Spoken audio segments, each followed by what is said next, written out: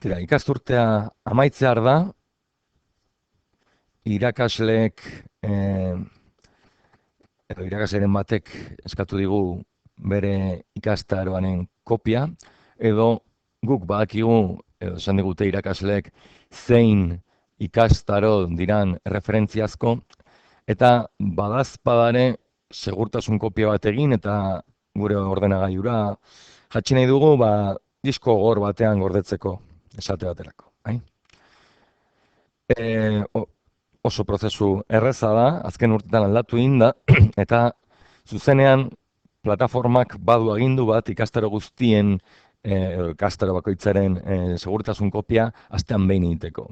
Orduan egin behar duguna da ara jo, eta kopia hori deskargatu. Horretarako demagun aurten 22-23 ikasturtean, kategoria honen barruan, beste talde, herri hirurehun aran izeneko kategorian sartuko naiz, eta hor, hainbat ikastaro daudela ikusiko dut. Demagun adibidez, administratzaile gisa ikastaro guztien kopiak egin dezaket, eta uste dut irakasle gisa arituko banintz berriz irakasle rola dudan ikastaro hoien kopia egin halko nukeela, Bueno, administratzaile gisari naiz, bera sartuko naiz esate baterako hemen, Hemen ikusten dut zein den ikastaroa, Vale?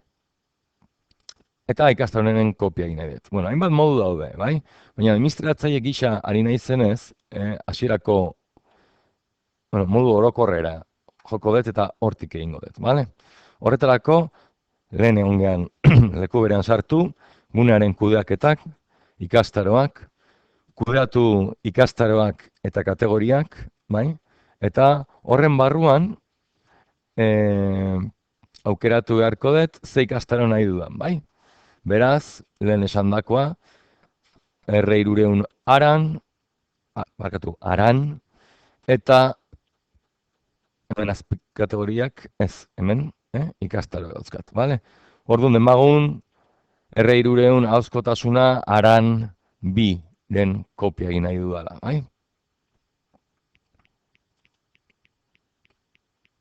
Hori da, Bera jotzen badet, hemen azaltzen zaizkit, ikastaroaren izena eta hainbat aukera.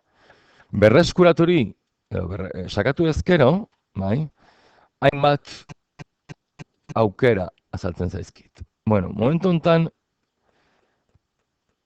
interesgarria dena, edo bilatzen ari naizena, hauxe da. Segurtasun kopia automatizatuak, Kopiak egiten ditu astean behin, eta ikastaro horren kopia hauxe da.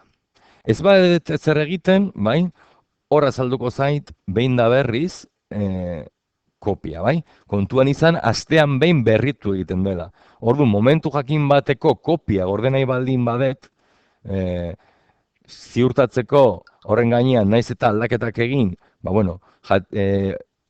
momentu hortakoa mantenduko dudala, horretarako, jatxi egin behar dut, eta gorde. Edozein momentutan bereskuratu ahal izateko, Jatxi sakatuko dut, eta zuzenean, ordenagailura jaitsiko dit, eta hortik nahi dudan lekura eraman ahal izango dut.